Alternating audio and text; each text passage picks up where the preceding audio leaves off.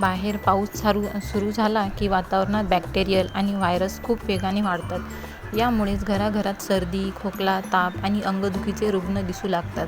जर तुमची किंवा तुमच्या मुलांची इम्युनिटी म्हणजेच रोगप्रतिकारक शक्ती कमकुवत असेल तर हा ऋतू तुम्हाला आजारी पाडू शकतो. पण काळजी करू नका हां. आज मराठी हेल्थ कट्टावर आम्ही तुम्हाला असे 5 साधे नियम आणि 3 शक्तिशाली घरगुती ड्रिंक्स सांगणार आहोत, ज्यामुळे संपूर्ण पावसाळ्यात डॉक्टरांकडे जाण्याची गरज पडणार नाही.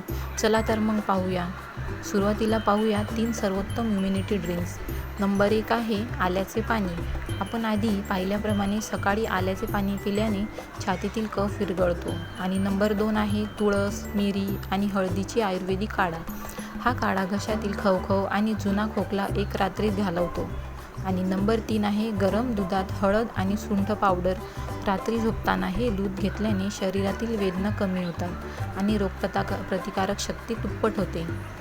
ड्रिंकसोबतच हे नियम पाळणे खूप गरजेचे आहे. तर नियम 1 आहे उकडलेले पाणी. पावसाळ्यात दूषित पाण्यामुळे पोट खराब होण्याचे प्रमाण सर्वोत्तम जास्त असते.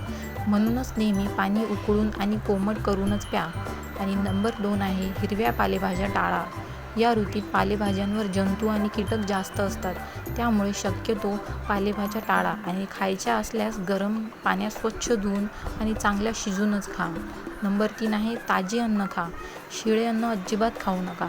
अन्न नेहमी झाकून ठेवा आणि गरम असतानाच खा. नियम 4 आहे सीझनल फळे.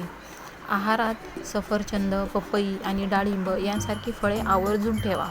यामुळे शरीराला विटॅमिन्स मिळतात. आणि नियम 5 आहे ओले कपडे टाळा. पावसाळ्यात भिजल्यानंतर लगेच अंघोळ करा आणि ओले कपडे जास्त वेळ अंगावर ठेवू नका. यामुळे बुरशीजन्य संसर्ग होऊ शकतो. तर मित्रांनो, या पावसाळ्यात हे साधे उपाय करा आणि निरोगी राहा. माहिती आवडली असल्यास व्हिडिओला लाईक आणि शेअर नक्की करा. आपल्या मराठी हेल्थ कट्टाला सबस्क्राईब करा.